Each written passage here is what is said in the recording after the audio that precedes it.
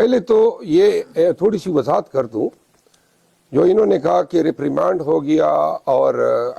قطعاً ایسی کوئی بات نہیں ہوئی ہے، نہ مجھے کسی نے ترجمانی سے ہٹایا ہے، یہ بھی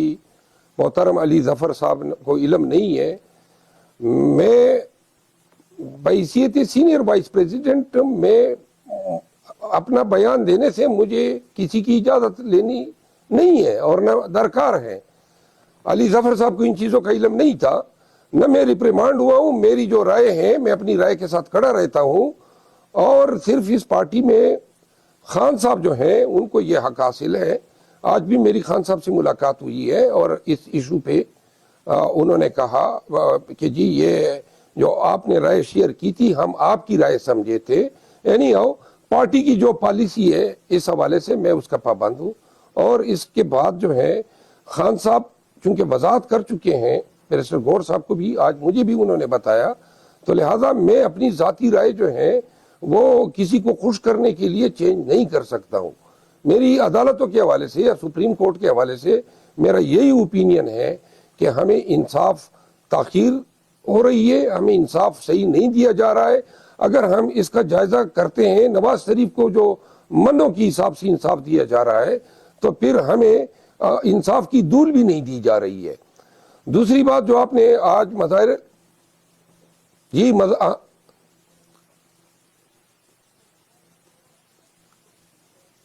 جی آپ بالکل جو پارٹی پالیسی ہے اور جو عمران خان صاحب کی رائے ہے جو گور صاحب نے بیان کی ہے وہ درست تسلیم کی جائے۔ میری اپنی رائے جو ہے وہ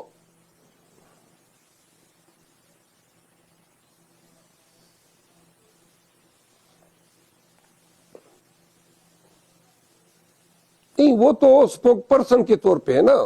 میں بادامی صاحب آپ کو بتا دوں، تھوڑا سا یہ سب سمجھ لیں جو چھوٹی چھوٹے نکتے اٹھاتے ہیں، ریپریمانڈ کر دیا، یہ ہو گیا وہ ہو گیا، وہ اس قبیل کا میں آدمی نہیں ہوں، ٹھیک ہے نا جی۔ میں والنٹری سروسز ہے میری، یہ خدمات جو پارٹی کے لیے انجام دے رہا ہوں یہ میری والنٹری ہے، ٹھیک ہے نا جی۔ اور اس میں جو ہے میں خان صاحب کی قیادت اور بیرسٹر گور کو بحیثیت چیئرمین ان کو میں اپنا لیڈر سمجھتا ہوں۔ باقی جو ادھر ادھر کے لوگ ہیں وہ مہربانی کریں میرے معاملات میں مداخلت نہ کریں۔ دوسری بات جو آپ نے مظاہر علی اکبر نقوی صاحب کی بات کی ہے، ان کا استعفیٰ جو ہے یہ اس چیز کی عکاسی کرتا ہے۔ میری ہمدردیاں تھی فاضل جج صاحب کے سامنے، میں بہتیرا ان کے سامنے پیش ہوا ہوں بطور وکیل، اور میری ہمدردیاں تھی، بلکہ میں نے شاید ایک ٹویٹ بھی کیا تھا ان کے حق میں، لیکن ان کا استعفیٰ جو ہے اب اس چیز کی عکاسی کرتا ہے کہ ان کے خلاف جو جوڈیشل کونسل نے کارروائی شروع کی تھی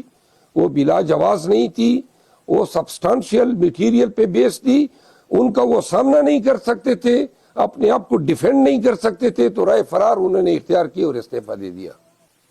بحیثیت ایک قانوندان میں یہ سمجھتا ہوں کہ یہ نااہلی جو ہے